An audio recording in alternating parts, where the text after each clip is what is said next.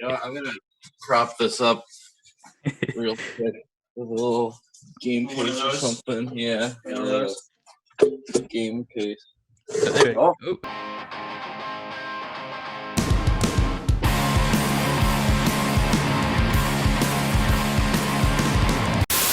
Hello and welcome. I'm Liam, the music reviewer, and today I'm happy to reveal that I'm here with Dogleg, more specifically Alex and Jacob. How are you both doing?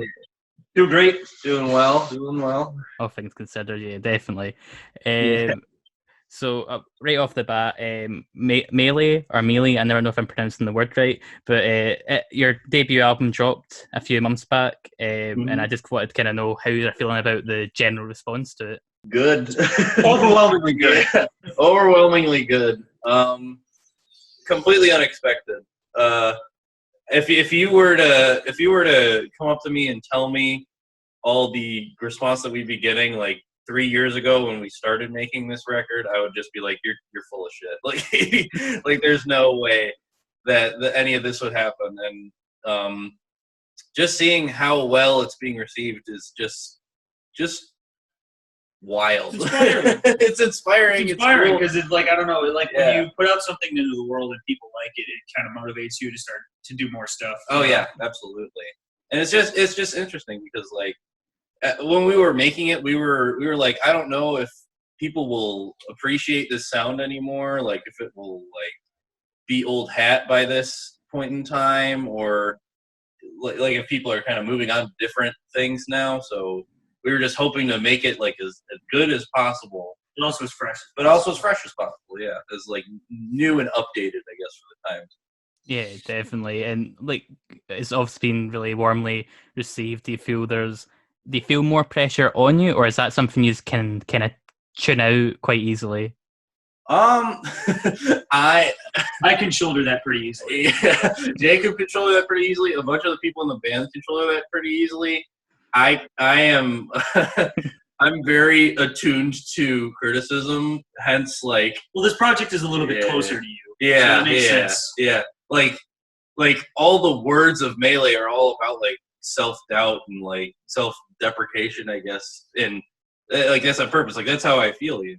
It's like it's also like a lot of the words, like that kind of stuff. A lot of the lyrics to me also speak about like how this feeling of inadequacy is like imposed onto the person who's singing. Like they were forced to believe that they were not good enough. Yeah, exactly. You know what I mean? By people who have influence on them. So. Yeah. So it's like it's interesting to have a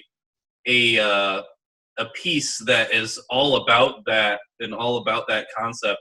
And now it's being like criticized, like in a professional way, where in a positive way for sure. But like also like I'll occasionally see people like lyrically. I've seen people say lyrically it's empty. They'll say can be a little hurtful, you know. Yeah, they'll say stuff where it's like, oh well, you know, this is just okay, or like this is like there's something wrong with this part, and I'm just like okay, like I hope you understand the message of. This is like I feel like I'm not good enough, and that I hope that's at least translating. So at least they listened, you know. Yeah. They listened to the album and then provided a coherent review. So I can't be mad about that. Yeah, absolutely. But yeah, like seeing all those comments, like it's a bit like half and half. Where like sometimes I'm like, all right, yeah, like screw this, I'm gonna make something that's just absolutely fantastic and like something that could best even ourselves. And other times I'm like, oh no, these people said mean things, you know? Like sometimes you get that way, you know? Like this is the first time I've ever had anything that I've ever made be talked about on such a grand scale. So of course you're gonna get people that are gonna have like a different opinion where they're like, you know, it's not really for me, or I think this is just trash, you know? Like sometimes people will say that, and I've never had that happen so directly. And I'm just like, well, you know, this is interesting, and I'm going to have to learn how to field that. And, you know, I've been thinking about, for the next record's topic, like, that might be in the discussion of, like, having to field, like, you know, people responding to what you're making and people responding to your feelings and actions. So it's kind of a half and half. And it's an interesting question that I've always had to play of, like, how are we going to make this next record different? How are we going to make Dogleg kind of evolved in a way, because we don't want to do the same thing twice for sure, because like obviously it doesn't show growth as well. It doesn't show growth, but we still want to be true to our roots and what we got going. Can't be abandoned that. Yeah, no way. We want to still be tenacious, but with a bigger scope this time. Mm-hmm. I totally agree with you there. It must be very nerve-wracking if it's basically a piece of you being put out there on the stage. It'd be impossible not to take it a little bit personally, especially if these are very confessional lyrics. Especially for something that's like we made it all entirely by ourselves, like with little to no funding whatsoever. Like, this wasn't like we used every last penny of ours that we had in our band fund that we saved up for like 3 years prior to making the record. Just for mastering? For everything. Yeah. For mixing, for mastering, everything. Before we even got like a record deal, we were just like, you know what, we're gonna put this out by ourselves. We're gonna pour our all into it. Yeah. You know, and we're gonna just try and make it as good as we can by ourselves. And it's not, and to see people sometimes say like, well, you know, like this review was paid for or something like that. I'm like, you think we have that kind of money? You know, you think we actually have that kind of influence and power at all? Yeah, no, we're just the case. People just listen. We're just some kids literally making stuff in a basement, and we just hope you like it. If you don't, you know, you can. That's fine. You don't have to. You can move on. As long as you listen, for yourself, whether you like it or not. That's all I can ask for. Just as long as you don't be a dick about it. You know, you don't gotta be a dick about it. You know, you don't have to shit on other people who like it. Yeah. Even in general, like with music in general, like everybody's got their own path. You don't know how they're making their stuff and what they're doing. Yeah. So I feel like just like criticizing where it's like, you know, like I wish they did this and I wish they did that, rather than being like, this is trash, is definitely more like has more substance to it, I think. Yeah, constructive criticism is what you would rather have than just somebody being like, this sucks and give you absolutely nothing. Exactly. I'm firmly how do I learn to make a better record from them? The way you do is to take the criticism and then try to, when people provide criticism, that talk about good stuff and talk about bad stuff. Right. That's the definition of constructive criticism. That's the best way to get it. Because if you just say this did sucks, this well, but you can do this better. That's constructive criticism. Yeah. If you just say this sucks, it's like, okay, thanks. It's not. What do I do with that? You know. And I think that's what I find so baffling when certain people say, "Oh, this review must be paid for," in that because in the same way that having baseless negative criticism, which is basically just this sucks and nothing more, to have somebody just go, "Oh, you're doing this great, you're so good," like a little pat on the head. Like, what can you actually learn from that as an artist? You need to have something that offers the best of both worlds. It doesn't help at all, you know. It doesn't help if you genuinely want to see growth from this person, from this band, this person, whoever that you think sucks. Then like actually have some valid opinions on it. Don't just be like, you know, whatever. But I guess that's just the nature of just having a voice online, you know, and just being able to just kind of like put anything out online and just like you can throw a sentence comment and just be like, you know what, whatever, you know, that's just how I feel. Yeah. And, you know, I've done that for plenty of things, I guess, like way back when I was like younger, I would just be like, you know, this game sucks, or like this movie sucks, you know? And I've definitely provided baseless negative criticism. Yeah. Guilty as well. Yeah. It's just totally like a weird difference when you're a part of it now. Yeah. When it's actually happening to you. It's like, wow, all right, okay. I wanted to follow up what you said there about the band funding, like how it was every last penny that you had, because recently Bandcamp had their whole initiative where they were waving away their share of the cut. 100% was going to the labels, and then I don't know how it all worked out with how much went to the actual artist, but it was a really good move, and I think it's the 1st of June and 1st of July is when they're also doing it. So I just kind of wanted to ask what both of your thoughts were on it. I loved that they did that. Yeah, because one thing that I have against Bandcamp is that they take such a big cut for merch sales specifically. Like for the first EP that I had out, I did like personalized like little CD. I did handwriting and stuff, and I sold it for like $5 or whatever. Do they take a different like amount? Do they take like a larger cut for merch than they do for like CDs and records? I think it's the same, like 15% or something. 50% from each. But I'm not entirely sure. That's wild. But whatever it was, I was selling these CDs online, and it was zero. Like by the time like shipping and everything was all covered, it was just like I'm just putting it out for free, and like essentially, totally fine by me at the time. But for them to waive that completely and give it back to the artists, like that's just awesome. It actually adds up really fast.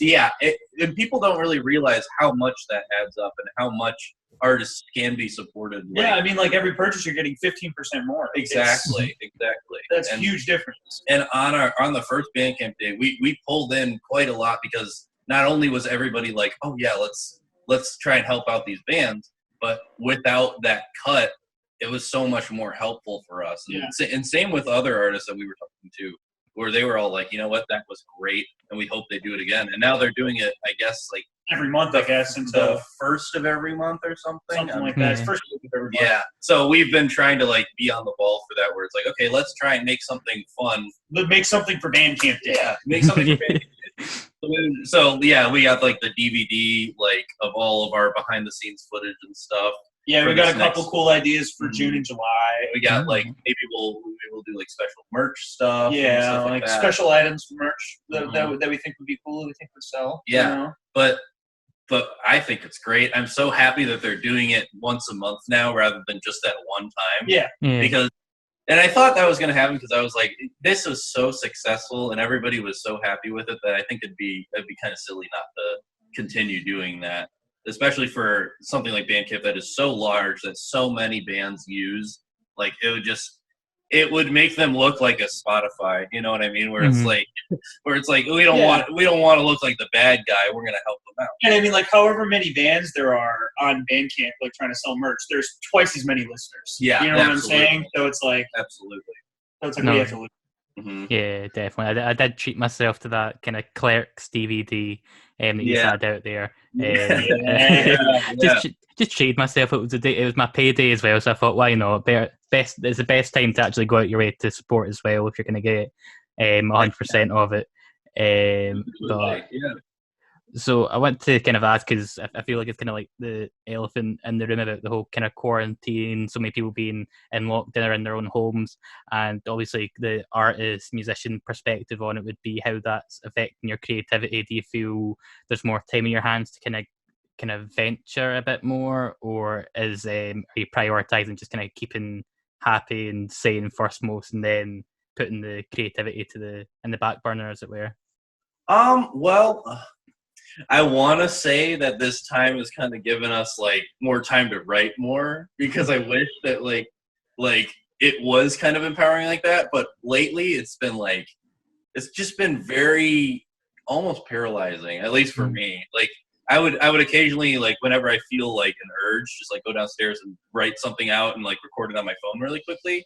But it doesn't come as often as I like, just because like there's so much less to look forward to. So easy to feel defeated. Exactly. Yeah. Like seeing every week kind of just like, oh, hey, like that tour that you rescheduled that got canceled. Oh, hey, you're supposed to be in California right now. Yeah, you're supposed to be in California right now, but you're sitting at home because nothing can happen.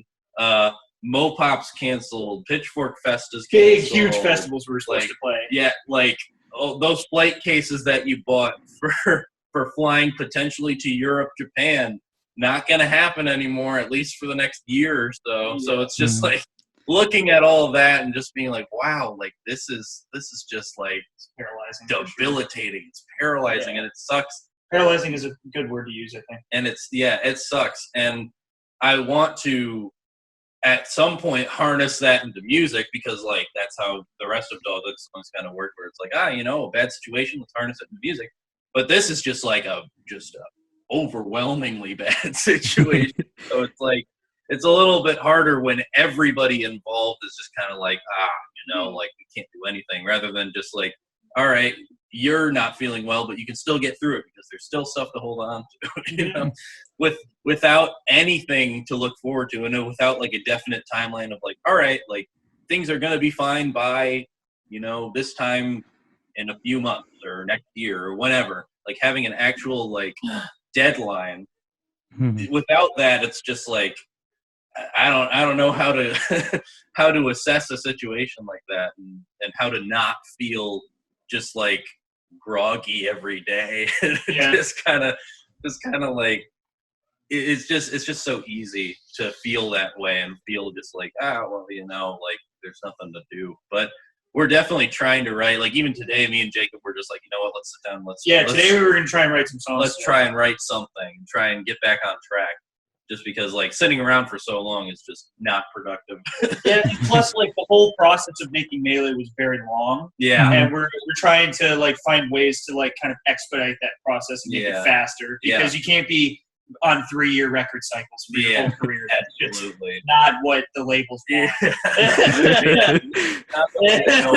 It's too long. And honestly, like having Jacob in the band and having it as a 4-piece now, like it feels so much tighter and so much easier to be on the same page with everybody that I feel like super excited to write new stuff and just be like, you know what, like I feel like we're all just gonna, fuse together and connect just the way we do live. Gonna, like the actual sound, like when we all 4 write together finally, because I didn't play any of the drums on Melee. It was all completely done when I joined like a year ago.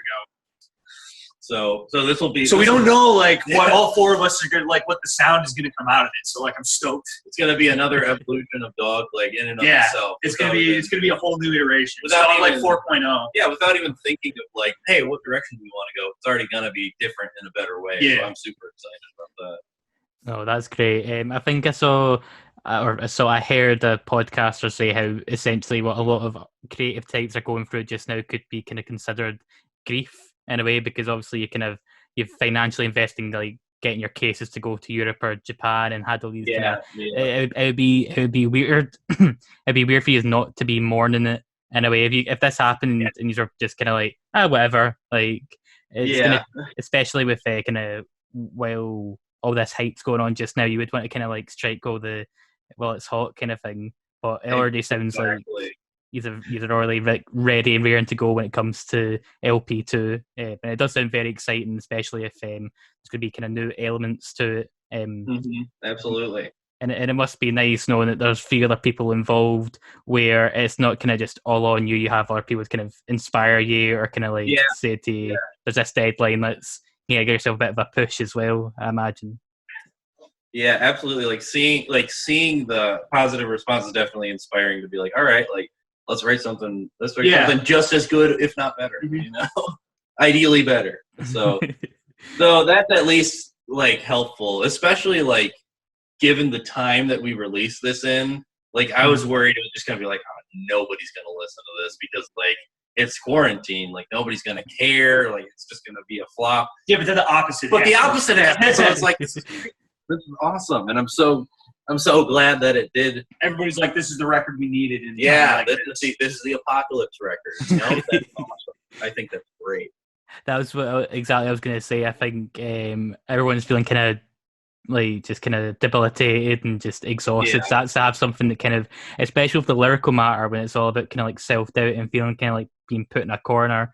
I think there's a lot to relate to there. So it is mad how it's went from it's came out at the worst possible time to now being just they've fallen in the right place. Obviously not the right circumstances, but you can have to take what you can from for something so kind of unprecedented. And you obviously were talking about touring there. I'm not sure if you were on that tour or not, Jacob. You could let me know, but you were touring with Glass Speech, I'm pretty sure. Yeah, Jacob was on that tour. Mm-hmm. Yeah, which I think some people might know Glass Speech for their album they put out last year, which was also, I think, just came out at the right time. It seemed to be getting that buzz, so it only makes sense that you would be involved in some way. Their label, Run for Cover Records, also did a really good job of publicizing and promoting that project. Yeah, we were talking with our manager before that tour, and our manager was like, what about this band Glass Beach? And we heard of Glass Beach before this because a friend of ours sent it to me and Chase, and they were like, this stuff's crazy. And we listened to it like a year or two before like the re-release that Run for Cover did. We were like, this is cool, like this is interesting. And we were like, wait a minute, isn't that band that we already we heard about? Like that's cool. They're getting signed to Run for Cover. This is awesome. So our manager was like, this would totally make sense. Zach's like, if you guys toured together, it would be way better than you think. It would totally make sense because way better than you two are both just like making waves. So like, I think if you two combined forces, it would be perfect. And lo and behold, it did. It worked out pretty well. It was awesome. It was a pretty sweet tour. And now we're pretty good friends with them. I would have to say, like in the music world. Yeah. It's so nice because it's like when you meet a band that's not only just like extremely good at what they do, and they're also just so nice because they go balls to the walls in the same way that we do, but just like with a different style of music. They're all going crazy. They do it with technicality and with choreography. It's like theater punk. Yeah. And we do it with just explosiveness, it's just raw emotion. It's just like raw emotion. Like whatever happens, just kind of like happens up there. And it's so cool to see fans that are like, oh, Glass Beach band, and Glass Beach is promoting this band called Dogleg. I've never heard of them. And then they come and listen to us, and they're like, yeah, those bands, they're great, they're awesome. And we do the same thing back, where it's like, hey, listen to Glass Beach. Glass Beach is great. And then it's just kind of like this weird connection that you think might not work because Glass Beach isn't really like this raw screaming in your face band. Mm-hmm. But they still have that same emotional connection that we provide, and I think that's awesome. I think that the way that we connect on that level is just so cool and so interesting, and it's nice to have that, and also just have good friends in that scene and in that band, and just be able to talk with them. Even now, they'll come on our Twitch stream and say hey, and I'll sometimes pop in their Twitch stream and just be like, hey, what's going on? It's so cool. It's so much fun. No, I think going to a Glass Beach Dogleg show, if that would ever happen in Europe, I'd be there in a heartbeat. It's a very good I think it would go over soon. That'd be a fun time. That'd be awesome. I'll keep my fingers crossed for that. No lie. Same here. I totally want to go to Europe. I think Glass Beach it'll be a smash. It would be so banging to play shows in Europe. It'd be so sick. Yeah, I'm so. We were so looking forward to that. We were like, "Oh, next year we're gonna go to Europe," and now it's like, "Yeah, dude, we had these maybe the year after that." We had these people from fucking Belgium sending us emails "Hey, you want to come play in Belgium?" Yeah. It's like, why not? Saying the record is awesome, and I'm like, people from Italy, cool. people from the British Isles, you know. Absolutely. I will absolutely be pestering you for a Scotland day. Just I would love to go to Scotland. I would love nothing more to go to Scotland. My whole family heritage is of Scottish heritage, so I would love to go there. Well, when you come over, I'll show you the sites. I'll show you the sites. We can get a drink. Will you take me to St Andrews? We can venture off. We can venture off into St Andrews, and that sounds like a plan. You can hold me to it. All right. Some folk might not know this, and me being included, because I only found out semi-recently that the name Dogleg comes from Broken Dogleg by Bear vs. Shark, who also come from Michigan, if I'm not mistaken. I'll live, so they're from Highland, Michigan. I currently live right across the lake from where that band started. Yeah. Oh my god. It's so cool. It's kind of cool. Jacob was telling me, this was very, when he joined the band. It was pretty closely after. He was telling me dude, the drummer from Bear vs. Shark just lived right over there, right across that lake. Yeah, because I met him, right? I met Ashley. Hell. And I was like, yeah, dude, he just randomly bumped into us. And he's like, yeah, I played in Bear vs. Shark for a while, and I played in Bars vs. Gold sometime, or Bars of Gold sometime. Bars vs. Gold. Yeah, those guys are so cool. Very cool band. They were a huge inspiration for me in high school, and I've always wanted to make a band that sounded just as emotionally raw as they do, because they do the screamy bits very well too, but they also are able to just kind of pull it back and tug on your heartstrings a little bit. And I was like, I want to be able to have that kind of have that kind of duality, have that kind of gymnastic ability where it's you can just kind of go to the highest highs and the lowest lows and just bring everybody along for the ride with you. And I think that it's just incredible the way that they create and the way that they deliver those kinds of emotions and those kinds of songs to you. And they're one of my like favorite bands of all time. So I was like, all right, I'd have to name this band Dogleg because it's huge inspiration. So also, I mean, that's a cool band name. Yeah, exactly. Yeah. So it's like how like Radiohead come from like a Talking Head song. It's just like one of those things where you kind of think to yourself, did they name this knowing that there's going to be like artists in the future going, I'm taking that, I'm making that my band's name. Right. Yeah, absolutely. The reason I asked that anyway was because I would assume that they would be like in your top 5 like Michigan acts. Okay. So I was hoping that if there's 2 of you here, so I was thinking you could both suggest 2 Michigan acts each, and we can make a kind of a Dogleg top 5 Michigan. Okay. All right. Which sounds super niche. It sounds super niche off the bat, but I'll let you decide on. That works for me. Okay. You want to go first? Do you want me to give 2? Yeah, go. You know what? You can go for an honorable mention as well if you feel like your kind of 2 is not enough for you. You can go for. Okay. I'll do 2 and an honorable mention. All right. So my number 1 is probably going to be Great Death. Oh yeah. Great Death from Flint, Michigan is a 3-piece, but they are the largest sounding 3-piece you will ever hear in your life. Absolutely. They are insanely loud. It is ridiculous. They use just these huge vintage like 1970s what's the brand? Oh my things? God. They're not Ampegs, but they're like Suns. Yeah. Some weird ass brand they're just like 7 feet tall. And so huge. It's insane. And it's really shoegazy, but it's like heavy shoegaze, right? Yeah. It's like the Smashing Pumpkins and My Bloody Valentine kind of like this. Yeah. Because so that's enough about Great Death for right now. We can talk about them later. But number 2 has to be Mover Shaker. I mean, it has to be Mover Shaker. Like they're making the hottest moves. Like they made some hot moves over these last year and a half. Yeah. And with Another Truck Stop, it was a really good record. There's a lot of versatility on that record. It's a record that had some disco songs. It had the emo songs. It had Gabriel's, soulful synth-driven ballads. You know what I'm saying? Absolutely. And then honorable mention. Mover Shaker, Greek Death are my top 2 Michigan acts right now. Yeah. And then an honorable mention. I was gonna say Bombastic Dream Pussy because I think Haley. I don't know. I like playing with Haley, but I do play in 2 other bands in Michigan. Yeah. Give them a shout out. Yeah. So Parkway in Columbia is one of them.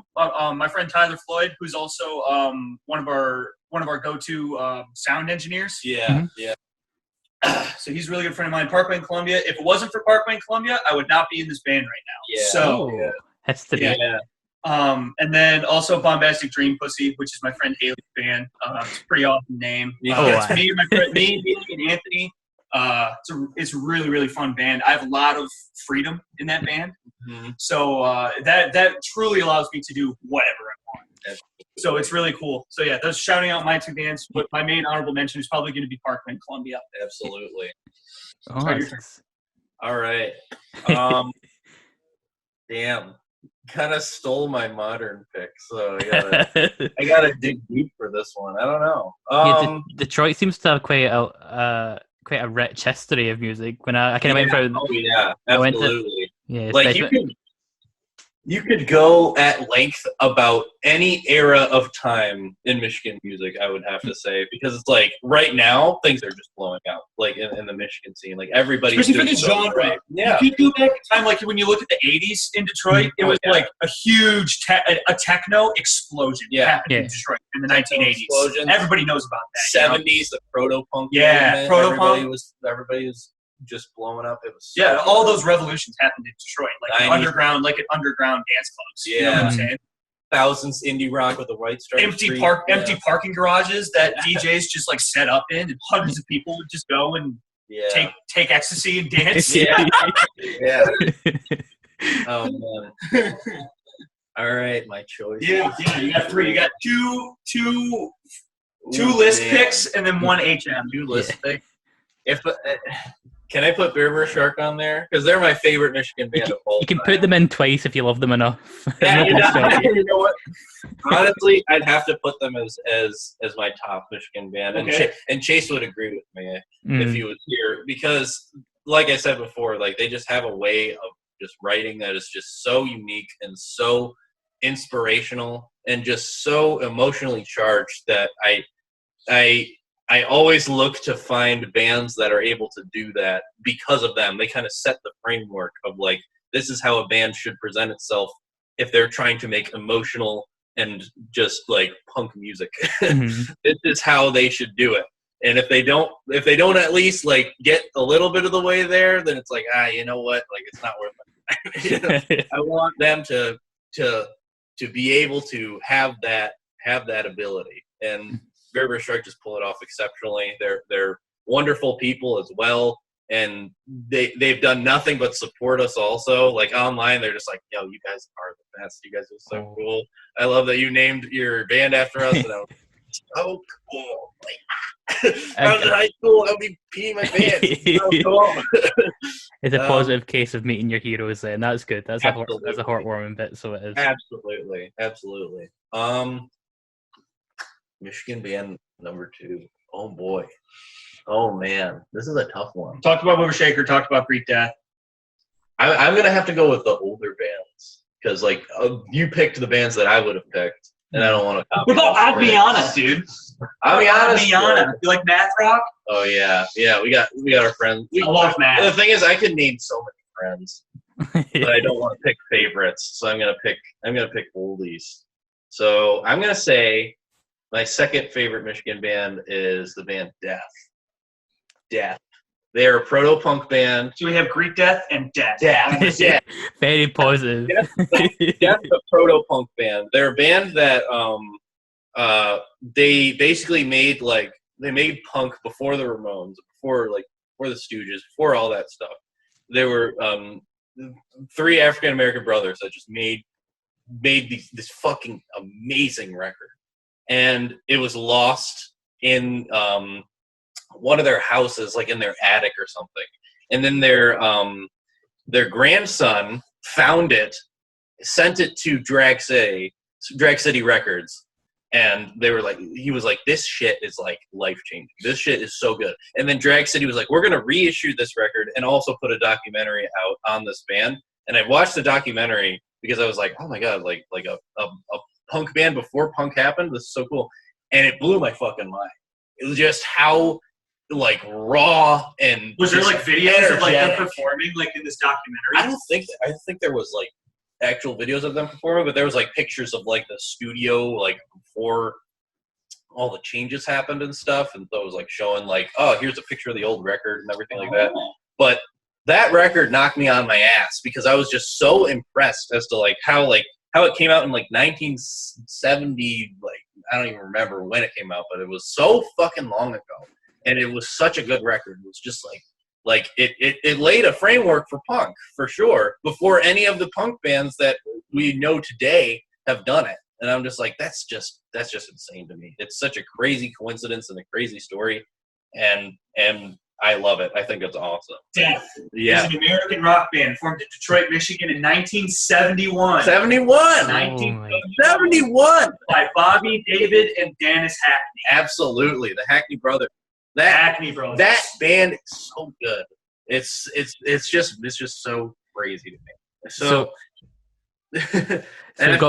we've got Bear versus Shark twice. We've got Death. We've got Bear versus Shark twice. Death, and then I guess honorable mention / third place. Put the MC5. I fucking love the MC5. They having a song that starts with "Kick Out the Jams, motherfuckers." Dude, and the guitar in it, and then the guitar solos in that song. Oh my god! Yeah. Come on. And they know how to. Kick out the jams. They know how to put on a fucking show. Absolutely. Like they're yeah, that's a good artist. They're a huge inspiration for all bands that want to know how to fucking perform. You know, how to fucking put on a show and get people up off their feet and moving. I just love that band. And it's just like they do the whole like garage rock thing, but it's not cringy and it's not weird. It's full of fucking passion and emotion, and I love that shit because it's not like this weird like half-ass like like we're just making music and whatever. It's like fuck yeah, Ramblin' Rose, like fuck yeah, so sick. It's such a great record, such a great band. But yeah, MC5 would be, I guess, technically third pick, but I guess you could say it's an honorable mention. Yeah, so those are my three. Oh, I think that's quite an impressive top five you got there. I thought it was going to be a bit of a difficult one, not to put you in the spot, but I think it sounds like a solid top five to me. Absolutely, thank you. So I've got two last questions here, and they're both gaming related because they just were going to be. So I feel like these are going to be some fun ones to go for. And I know that I don't know who runs the social media, but I know that I do, and Chase does. Me and Chase do. So I know these are aware of the fact that there's going to be the Tony Hawk Pro Skater remake, first and second game. Because I did see that. I guess you'd call it the meme going about with one of your songs.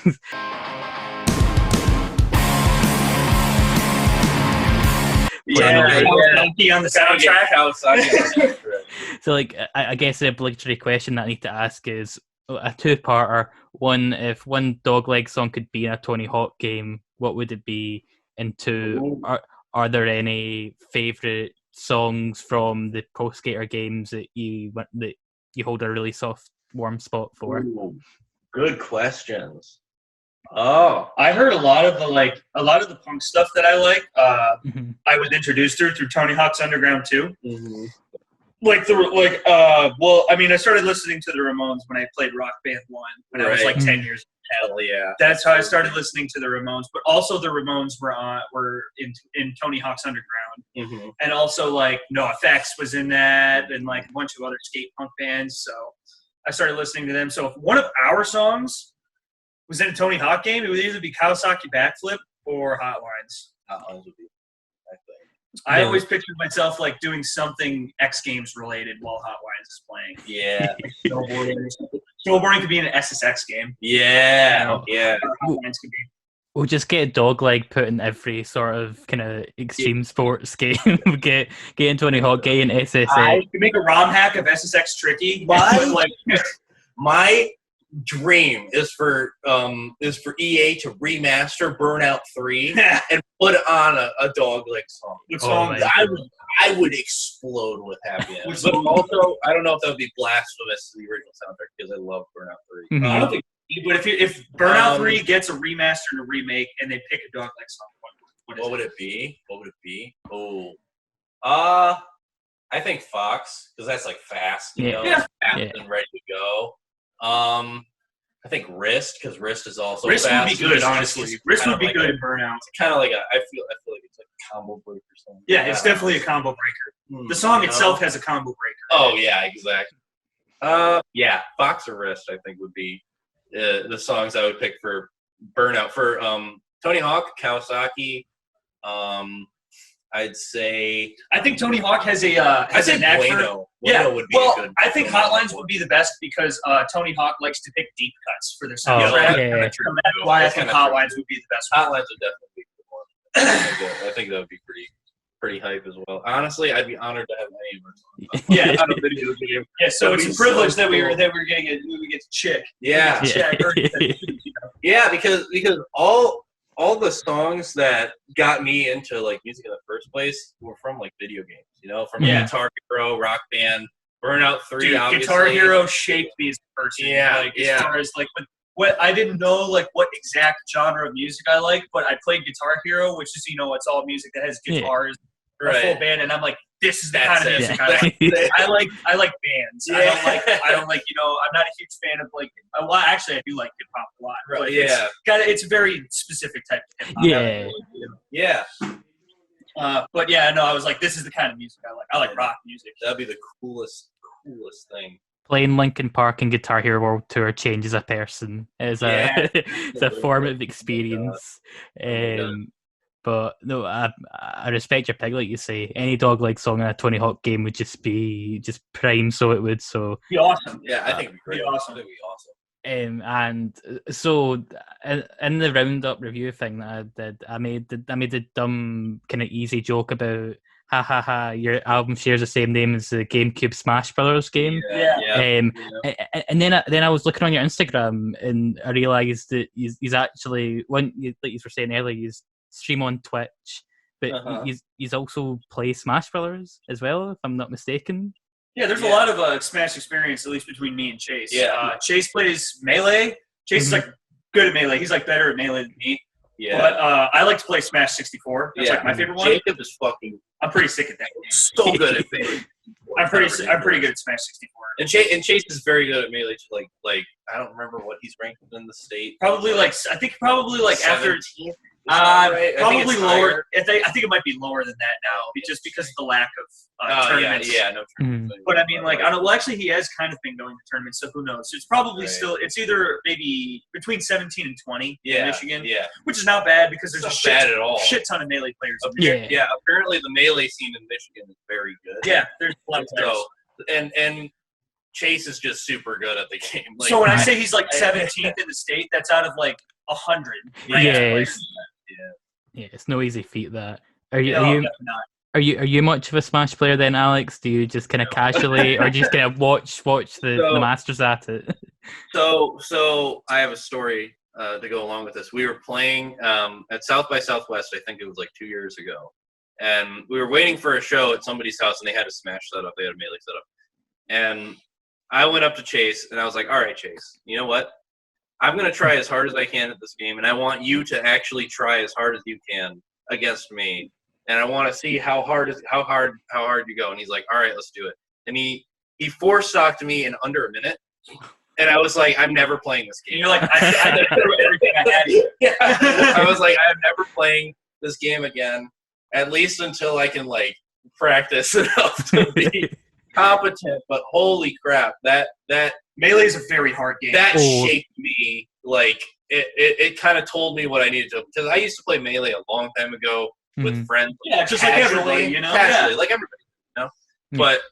But I know nothing about like advanced movement techniques. My fingers aren't that like precise in movement. I'm not a great fighting game player. I mean, that's fine. You know, I'm a racing game player. That's fine. I'm not good at fighting games. So. That's fine. I love fighting games. I think they're so much fun. I wish I was better at fighting games. Just nothing more fun than in a video game than some mono.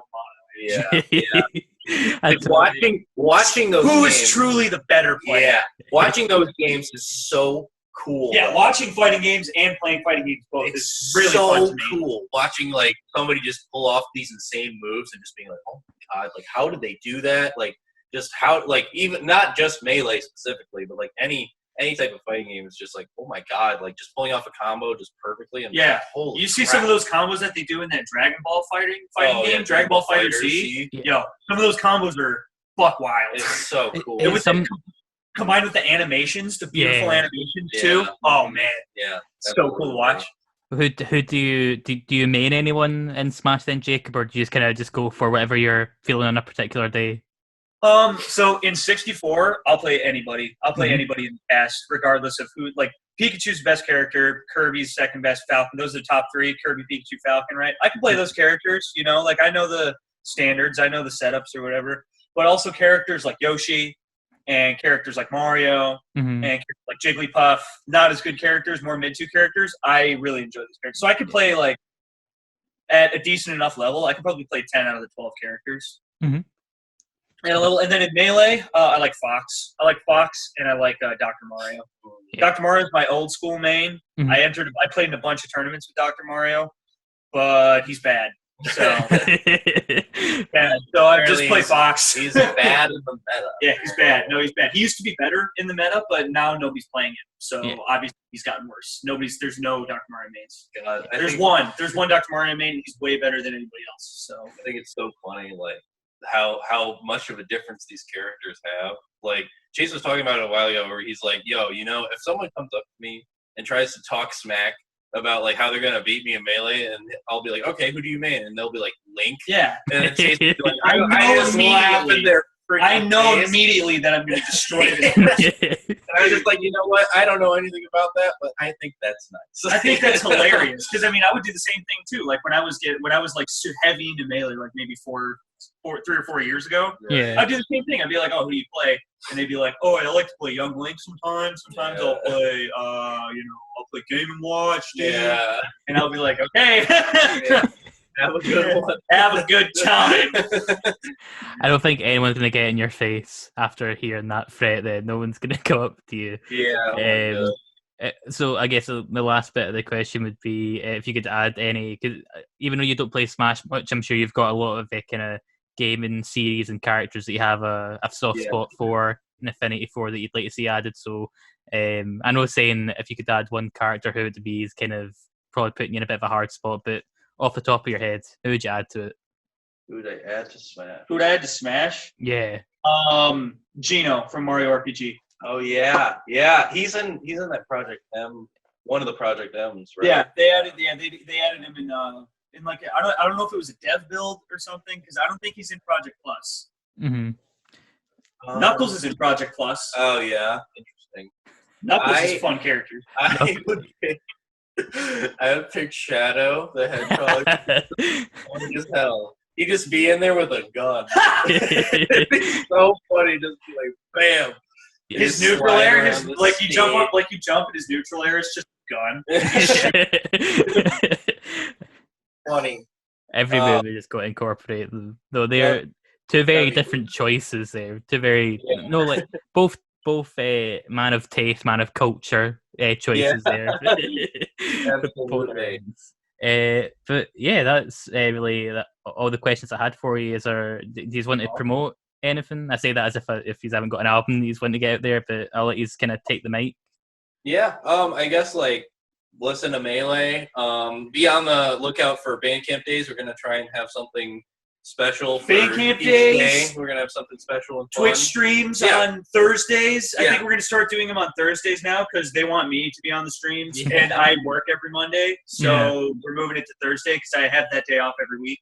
Yeah. Follow us on Twitter. Yeah, follow us on Twitter, Instagram. Yeah. Just keep an eye out on social media. We're gonna check us out on Spotify. Yeah, we're gonna be active as much as we can during this time. So just follow us on all of our social medias, and we'll be able to kind of talk to. Yeah, we can provide links to our individual socials too. If you want that. Definitely. I'll put all the good stuff down in the description below. And yeah, that was a great wee chat with you both. Thank you for coming on. Thanks for having us. We hope to come to Scotland someday. That would be so cool. We're going to St. Andrews. Oh yeah, no, the Glasgow show is going to happen sooner than you think. Yeah, I hope so. Tomorrow, we're getting the first flight. Tomorrow. Yeah, we leave right now. Get on the plane. We have to leave now. There's no kind of waste for us. I'll get my PP at the ready. Heck yeah. But thank you for watching, and we'll catch you in the next one. As always, stay safe. Thanks, man. Stay it's been a blast. Thank you so much. This was great. Catch you all later on. Bye. Right. Absolutely. Take care. Oh wait, no, I was doing for the video there. I wasn't doing all right. Yeah, I do that.